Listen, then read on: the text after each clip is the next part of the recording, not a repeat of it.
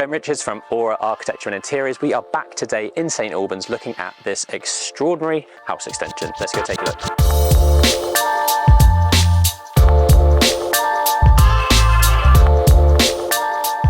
We're here with Tom from Artifex, who was the main contractor on this project. Tom, tell us a bit about yourself. Yeah, we're a Hertfordshire-based builder. We complete work anywhere in Hertfordshire. Typically, we complete work from kitchens and bathrooms right through to new build projects. Nice, and Aura have done numerous projects with you guys. All of our clients are very, very happy with your work. This one is no different. When did we start this and when did we finish? We started this summer 24 and finished it in spring 25. Cool, so like 9 to 12 months. It looks absolutely fantastic. Yep. We're gonna talk about what the client wanted from this project, any challenges and problems that we've overcome during the process, and also obviously going to show you what it looks like fully completed. Let's go and take a look. Like a lot of Aura clients, they want an extra kitchen, dining, living space, expand that family living for entertaining and space for their kids to roam. This one was no exception. We've extended the kitchen, dining, living space massively. The client really wanted something creative and something different, and as you can see, we've delivered on that. There was a few concepts that we gave them in the first place, but they really love this large 3-arch design that you can see behind me. Most people want a south-facing garden, and that is great to have the sun rolling across, but ultimately the house isn't orientated like this. It's facing the north, so what we wanted to do as the sun came over from the morning sun here, we wanted to get windows in the side so that as the sun came in, we got as much light as we possibly could in from the side with the roof lights on top, and then as the sun comes around throughout the day, you've then got these big crittall style windows with the massive arches, letting as much light into the kitchen living space as possible. Now we've got a very unique design with this. We've got these big arches which obviously come with its construction issues. Tom, what was the challenges and how did we actually construct these wonderful arches? Yeah, so basically the arches are actually keystone lintels. We give them the bricks that we're going to be using. They go away, form the arches with all the dimensions that we give them, cut all the brick slips to suit, stick all the brick slips onto the lintel for you, bring it back, and then we basically just crane it into place. Nice. So it's precast basically, they form everything. Yeah, I was going to ask actually how those, because obviously the slips the bricks get smaller and smaller as they go around to kind of filter those arches. So every brick is cut. The brick is what, standard 65mm here, and then it gets cut around the arch, which is very cool. Heavy? Very.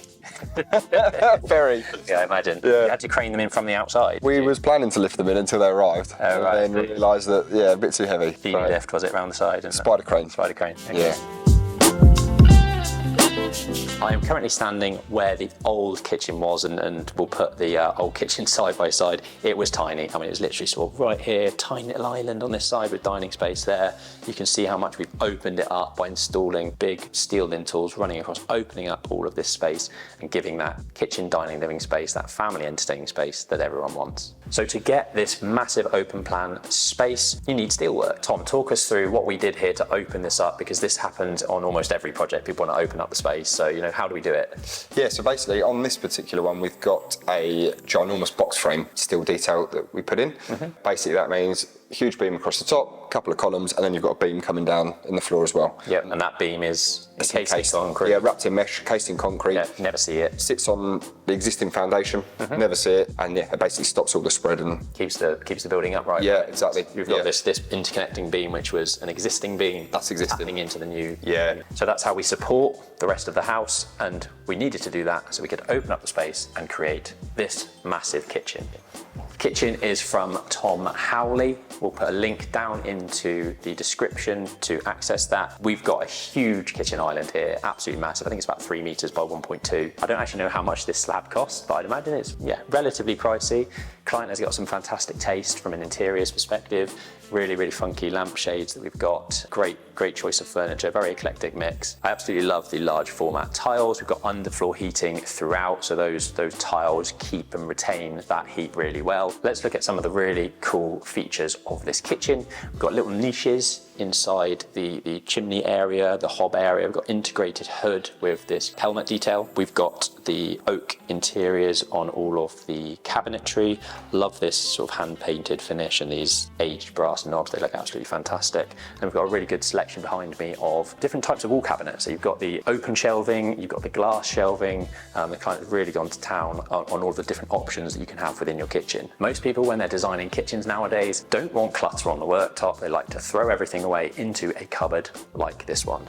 This is where we find the daily essentials, the kettle, the toaster, the coffee maker, but it's all tucked away nicely into a little pantry like this.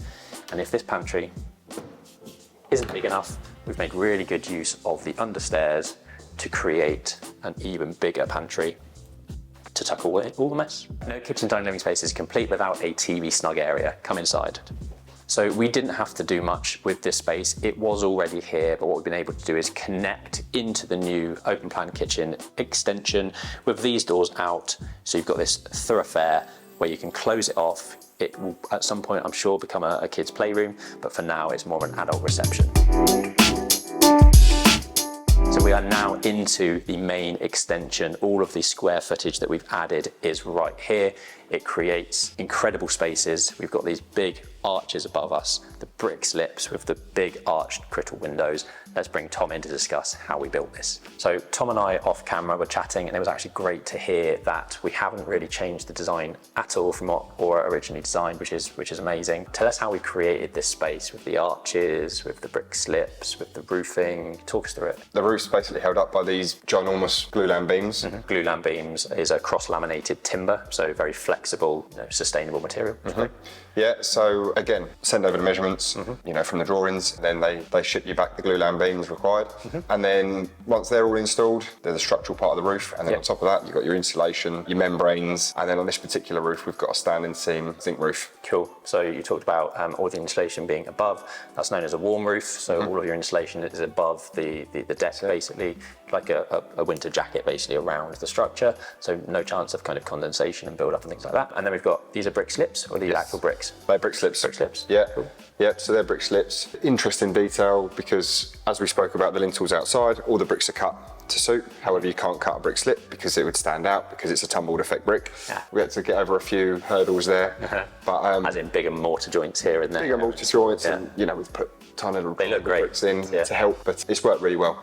Really pleased with it. And tell us about these crittall style arched windows and doors. Yeah, so they were supplied by Daylight. Once we got the arches formed, they then come in, template for the doors, go away, fabricate the doors, come back and install them. Lead time on this type of thing? Yeah, I think it's about 12 something like that. Pretty standard thing, yeah. this type of thing. Similar to the glue lamps, to be fair. It's, there was a lead time on those as well. Yeah, so, which is, to be fair, like really critical. Like looking at your critical path of program when you're doing a home extension, and sometimes things have to happen first to do the templating, so it has a real knock-on effect with your program. So it's really key to understand. But yeah, they look really good.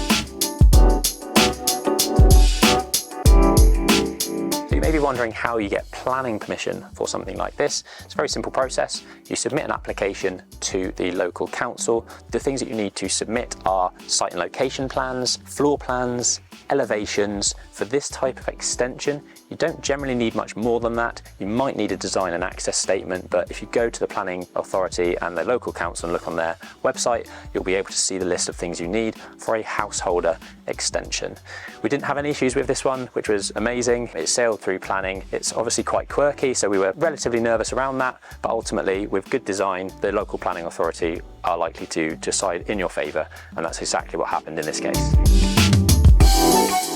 If you want help with your next home extension just like this, well, contact Aura Architecture and Interiors at aurahomes.co.uk. Link will be down in the description below. If you want to see more home tours just like this one, head over to here.